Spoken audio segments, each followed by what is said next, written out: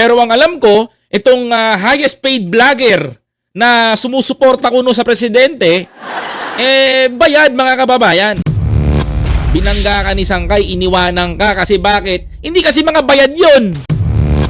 Ikaw ang totoong mamemera, wag tayo maglokohan dito. Hindi seryoso sa paggamit ng pera. Pagdating sa pera, number 1 to. Diba?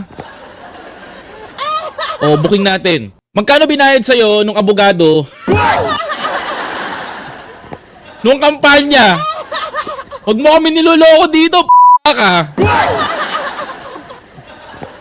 Alam ko ang kampi ni BBM, kumita ng pera to. Tumabuto si Hindi, expose natin. Kasi totoo eh. Totoo to mga kababayan. Tumabuto ng pera nung panahon ni BBM. Kaya lang naman nag-BBM tong lintik na to mga kababayan ko. Kasi may financier siyang abogado. I don't want to mention the name of the lawyer, pero financier siya, abogado. Kasama siya sa budget.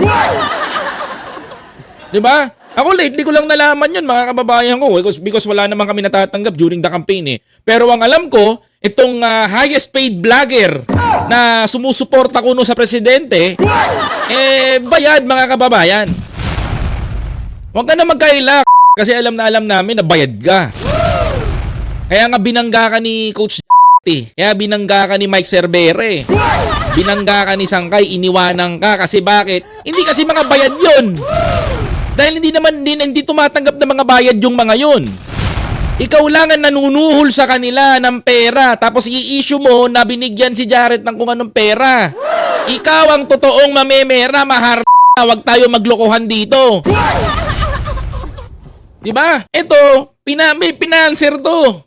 Abogado. Panot, mga kababayan. Oo! Sabihin mo na, kaya nga sumama loob nung malalaking channel na yun eh. Nila Mikey kasi, accusing the team na kung ano-ano. Pero ang totoo, mga kababayan ko, pinanser to. Ang lakas, alam mo, yabang-yabang nito dumating dun sa ano.